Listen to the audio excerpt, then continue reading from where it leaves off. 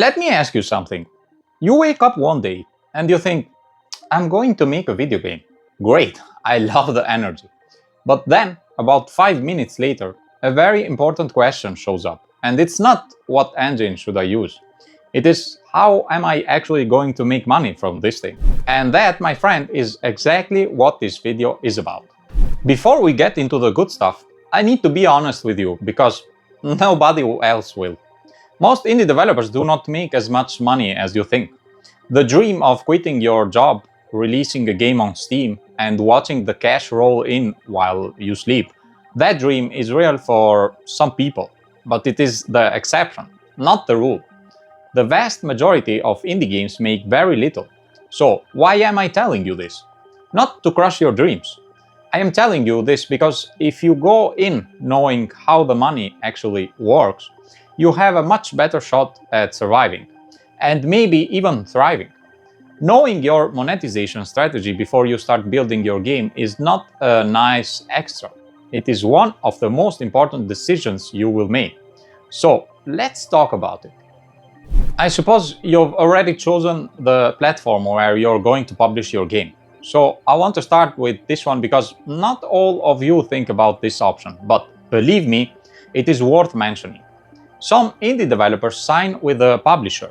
This is not the same as working for a AAA studio.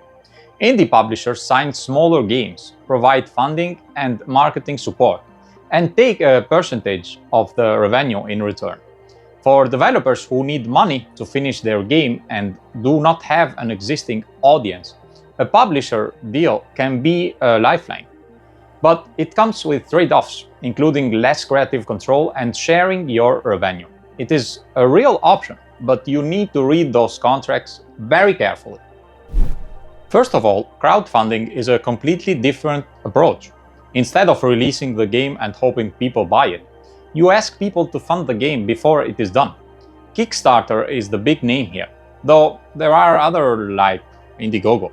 When crowdfunding works, it is amazing. You get money upfront, you build your community of people who are emotionally invested in your success, and you prove to yourself and to publishers that there is real demand for your idea. But wait, because when crowdfunding does not work, it is rough. Running a Kickstarter campaign is a full-time job on its own. You need a strong pitch, a demo, or at least a compelling prototype, a marketing plan, and ideally an existing audience who already trusts you. Launching a Kickstarter and just hoping people find it is not a strategy. And if you do fund it but then fail to deliver, the fallout can be serious, both financially and for your reputation. The simplest and most honest model is also the oldest one. You make a game, you put a price on it, people buy it, you get money. That's it. No tricks, no subscriptions, no extra purchases. This is called premium model and it is the default for most indie games on Steam. The challenge here is pricing. Price too high and people hesitate. Price too low and you undervalue your work. And also signal to some players that the game might not be worth their time. Most indie games land somewhere between $5 and $30, depending on the scope and the genre. I very often choose to buy games the moment that they are on discount. The premium model lives and dies on your launch. Your first 2 weeks on Steam are the most important. That is when the algorithm pays attention to you. That is when you get reviews, and that is when you either build momentum or quietly disappear. So, if you are going premium, everything, the marketing, the demo, the wishlist campaign, needs to be aimed at making that launch as strong as possible. Now, here is where things get interesting and also a little spicy. Free-to-play means the game costs nothing to download. You make your money instead from what happens inside the game. Cosmetic items, battle passes, currency packs, unlockable content, all of it is sitting there waiting for the player to open their wallet. Done well, this model is incredibly powerful. Games like Fortnite, which is technically not indie, have made billions this way. The model works because you remove the biggest barrier to entry, which is asking someone to pay before they even know if they like your game. Or you could do that launching a free demo. Don't badly, this model is one of the most hated things in gaming. And that brings me to something I want to be direct about. There is a real difference between fair monetization and predatory monetization. Locking a core gameplay behind a paywall is not fine. Putting in artificial friction to push people towards spending, also not fine. Players are not stupid, and they will call it out.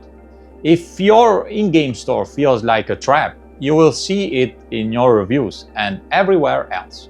For indie developers specifically, in-game purchase can work, but only if the game has enough players spending enough time in it to make the economics work.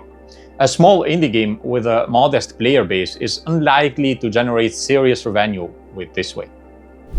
Mobile deserves its own section because it plays by different rules. On mobile, free-to-play is basically the standard.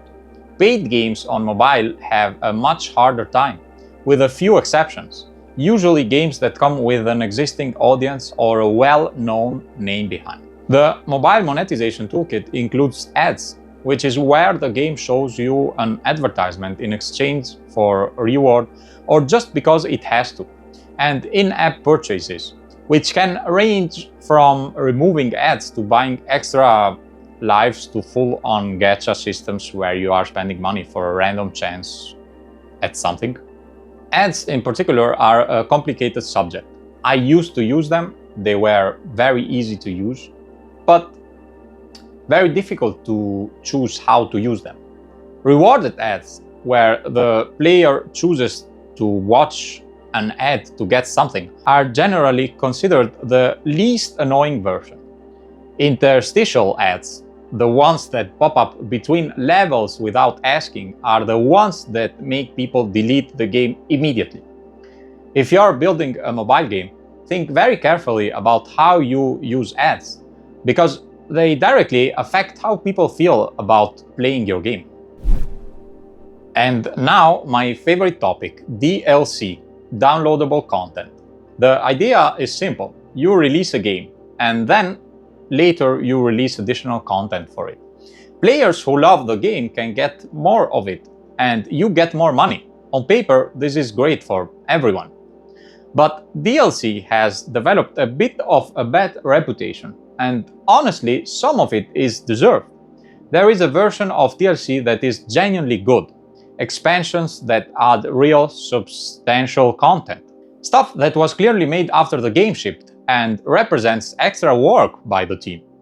Then there is the other kind, Day 1 DLC, content that was clearly ready at launch but held back to charge extra. On disc DLC, which is even worse, content already on the game disc you paid for, but locked behind an additional purchase. These practices make players furious, and for good reasons. When someone buys a game for $30 or $40 or $60, they expect a complete experience. Charging them extra for content that was obviously part of the original plan feels like a betrayal. So, if you're going to do DLC, first of all, I'm very happy that you even are in that situation. But do not plan DLC as a way to ship a smaller game at full price. Beyond the game itself, there are other ways to make money that people do not always think about. Selling the soundtrack is a surprisingly effective one. If your game has good music, a lot of players will buy it. Many developers sell their soundtrack on Steam directly, or through platforms like Bandcamp. This is relatively easy to set up and has almost no downside. Physical merchandise is another option. If your game has a strong visual identity and a loyal fan base, merch can be a real revenue stream. It requires more work and upfront investment, and usually you need a dedicated store and a fulfillment solution. But some indie games have built genuinely meaningful communities around their physical products. If you're building something right now, I would love to know in the comments what monetization path you are thinking about, and why. Are you going premium, free-to-play, crowdfunding, something else? Let me know what you think down below.